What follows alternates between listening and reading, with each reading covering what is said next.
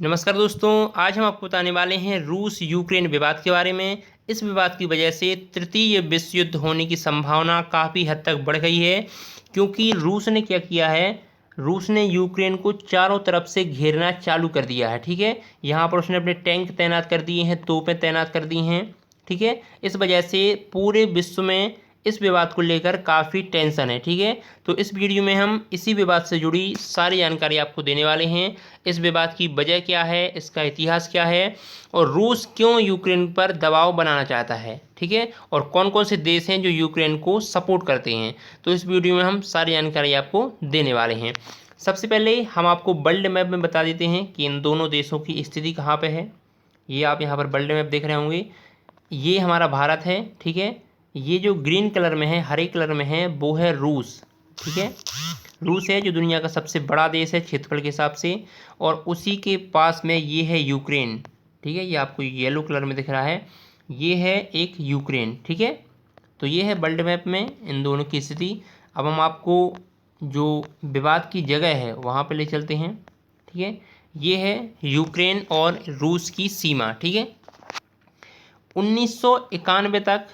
1991 तक जब तक सोवियत संघ था। ठीक है, सोवियत संघ था, तब तक ये जो पूरा इलाका है, ये जो पूरा इलाका है, ठीक है, ये रूस के ही कंट्रोल में आता था, यानी कि सोवियत संघ के ही कंट्रोल में ये इलाका आता था। ठीक है, लेकिन 24 अगस्त, ठीक है, लेकिन क्या हुआ था, 24 अगस्त 1991 को सोवियत संघ पूरी तरीके से भंग हो चुका था, यानी कि टूट चुका था। ठीक है, इस वजह से अनेक देशों का उदय हुआ था, और उन्हीं देशों में एक था यूक्रेन। ठीक है, यूक्रेन का भी 1991 में उदय हुआ था।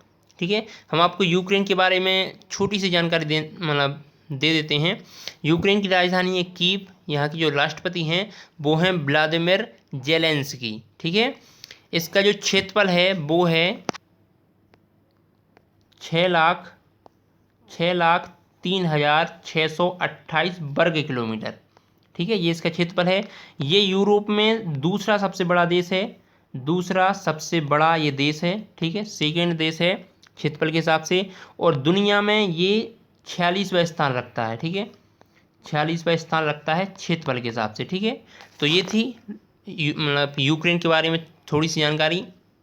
ठीक है, 1991 तक ये रूस के ही कंट्रोल में था। 1991 के बाद अलग हुआ, एक स्वतंत्र राष्ट्र बना। ठीक है, अब हम बात करते हैं मेन टेंशन की। मेन टेंशन कहाँ से चालू हुई, जो मेन विवाद है वो हुआ था 2014 से चालू। ठीक है, 2014 से जो मुख्य विवाद है वो चालू हुआ था, क्योंकि 2014 में रूस ने क्या किया था, क्रीमिया पर मतलब आक्रमण करके अपनी सेना भेजकर इस पर कब्जा कर लिया था। क्रीमिया जो कि यूक्रेन का ही हिस्सा था। ठीक है, इस पर 2014 को रूस ने अपनी सेना भेजकर इस पर कब्जा कर लिया था। इस कब्जे की हम आपको पूरी कहानी बता देते हैं कि कब्जा क्यों किया था। क्रीमिया में जो लोग रहते हैं उसमें से ज़्यादातर हैं वो रूसी भाषी लोग हैं, यानी कि रूसी मूल के जो लोग हैं वो यहाँ पर ज़्यादा हैं। मात्र 13% लोग अन्य समुदाय के हैं। ठीक है, और बाकी जितने भी लोग हैं वो रूसी मूल के हैं। ठीक है, रूस से उनका डायरेक्ट ताल्लुक है। ठीक है, डायरेक्ट संपर्क है। तो इस वजह से यहाँ पर क्या हुआ था, 26 फरवरी 2014 को रूस से समर्थन प्राप्त करके यहाँ के जो लड़ाके हैं, कुछ विद्रोही हैं, उन्होंने क्रीमिया की संसद पर कब्जा कर लिया था। ठीक है, 26 फरवरी की बात है। 26 फरवरी को क्रीमिया की संसद पर कब्जा हो जाता है, और इसी स्थिति का फ़ायदा उठाकर 2 मार्च 2014 को रूस अपनी सेना यहाँ पर भेज देता है। ठीक है, उसका तर्क ये था कि जो हमारे मूल के लोग हैं उनकी रक्षा करना हमारा दायित्व है, और हम इसे निभाएंगे। ठीक है, तो 2 मार्च 2014 को इन्होंने यहाँ पर सेना भेजी और सारे इलाके को अपने कंट्रोल में ले लिया। ठीक है, अब बात करते हैं 6 मार्च की। 6 मार्च को क्या हुआ था, 6 मार्च को यहाँ पर मतदान कराया गया क्रीमिया में। ठीक है, 6 मार्च को यहाँ पर सेना के नियंत्रण में मतदान कराया गया, और मैंने आपको पहले ही बताया है कि यहाँ पर रूस के जो लोग हैं वो ज़्यादातर हैं। तो बेसिक एक मुख्य बात यही है कि रूस की तरफ ही वो जाएंगे। तो 26 6 मार्च को यहाँ पर मतदान हुआ और अधिक मतलब जो बहुमत था वो रूस के पक्ष में था, यानी कि रूस में मिलने को तैयार था। और 18 मार्च को रूस के जो राष्ट्रपति हैं व्लादिमीर पुतिन, उन्होंने ये घोषणा कर दी कि अब ये जो क्रीमिया है ये रूस का हिस्सा होगा। ठीक है, 18 मार्च 2014 को ये घोषणा की गई कि जो रूस मतलब क्रीमिया है अब वो रूस का एक हिस्सा, अभिन्न हिस्सा बन जाएगा। ठीक है, ये थी 2014 की बात। लेकिन 2014 में ही क्या हुआ था, रूस ने यहाँ पर कब्जा किया, ठीक है, क्रीमिया पर। और क्रीमिया के बाद क्या किया था उन्होंने, जो ये 2 इलाके हैं, ये वाला इलाका है, ये वाला, इस पर भी इन्होंने कब्जा कर लिया था। यहीं के जो लड़ाके हैं इनको समर्थन देकर रूस ने मतलब अपना तरीके से पूरा फुल सपोर्ट करके यहाँ पर भी उन्होंने विद्रोह करवाया। ठीक है, यहाँ पर भी उन्होंने विद्रोह करवाया। ये डोनबास इलाका कहलाता है, यूक्रेन का जो डोनबास इलाका है, यहाँ पर ये है स्लोवान्स और डोनेस्टक, यहाँ पर इन्होंने कब्जा कर लिया था। रूस के समर्थन से जो यहाँ के लड़ाके थे, यहाँ के जो अलगाववादी लोग थे, विद्रोही लोग थे, उन्होंने इस पर कब्जा कर लिया था। ठीक है, तो ये है यहाँ की मुख्य वजह। इसी विवाद की वजह से यूक्रेन और रूस में हाल ही में टेंशन फिर से बन गई हैं।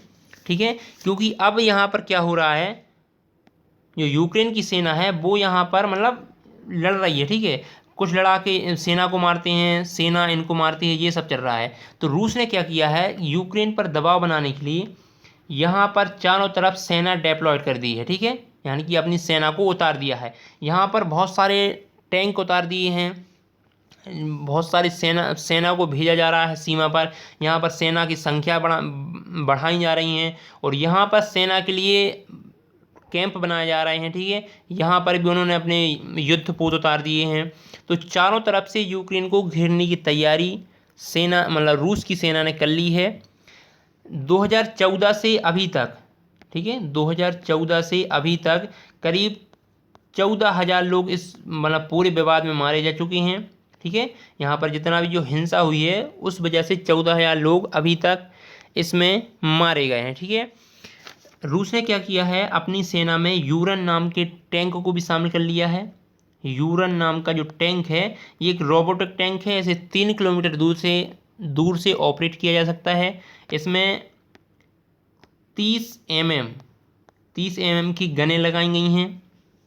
ठीक है, एंटी टैंक मिसाइल इसमें लगी हुई है। ठीक है, और इन्हें अब सेना में शामिल कर लिया गया है और जहां जिस भी सीमा पर ये पहुंच जाएंगे तो वहां पर बहुत ही ज़्यादा ये विनाश करेंगे, क्योंकि इनको इतना घातक हथियार के तौर पर बनाया गया है।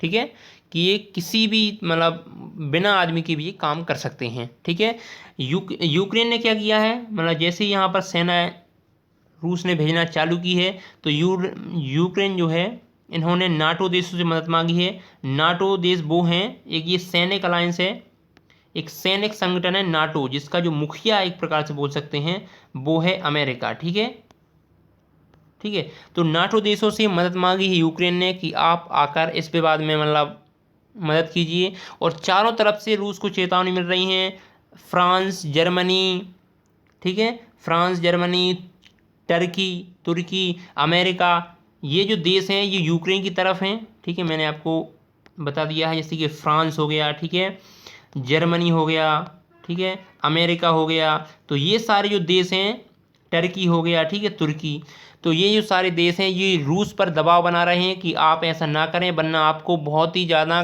गंभीर परिणाम इसके भुगतने पड़ेंगे। ये यूक्रेन की तरफ हैं।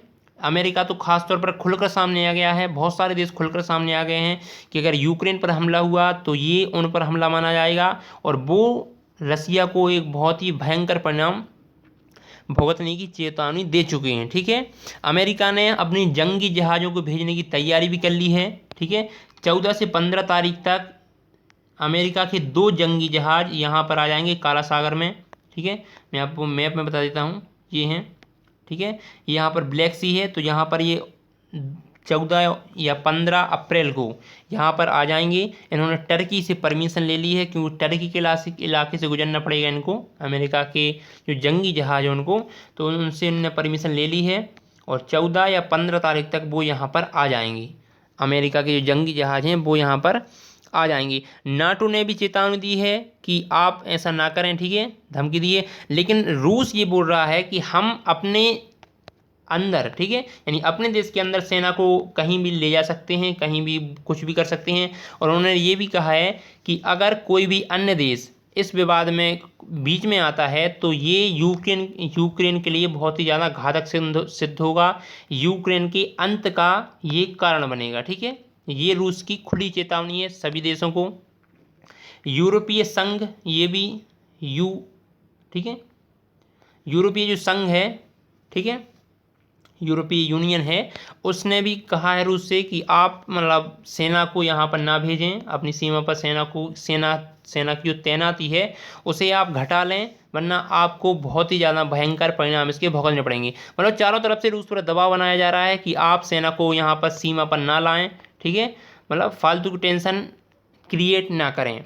लेकिन हाल ही में ऐसा लग रहा है कि तृतीय विश्व युद्ध होने की संभावना बहुत ही ज़्यादा बढ़ चुकी है, क्योंकि रूस अपनी हरकतों से बाज नहीं आ रहा है और यूक्रेन जो कि लगातार दूसरे देश से मदद मांग रहा है और दूसरे देश से लगातार सपोर्ट भी कर रहे हैं। जर्मनी ने साफ तौर पर, जर्मनी जो इसका एक मतलब यूक्रेन का सपोर्ट करता है, उसने साफ तौर पर कर दी, मतलब ये ऐलान कर दिया है कि नाटो देश अगर कुछ भी रसिया के खिलाफ करते हैं तो वो इन नाटो देशों का हमेशा साथ देगा, ठीक है, रसिया के खिलाफ, ठीक है। तो ये सारे देश हैं जो यूक्रेन के साथ हैं और रसिया भी अकेला है और बहुत ही शक्तिशाली देश है। इसके बाद मैं एक वीडियो ये भी बना दूंगा कि इन दोनों की जो सैनिक शक्ति है वो कैसी है, यूक्रेन कितना शक्तिशाली है और रूस कितना शक्तिशाली है, ठीक है। तो आज की वीडियो में इतना ही। आशा है कि इस मुद्दे पर आपको सारी चीज़ें समझ में आ गई होंगी। अगर आपको वीडियो पसंद आया है तो प्लीज़ वीडियो को लाइक करके ज़रूर जाएं।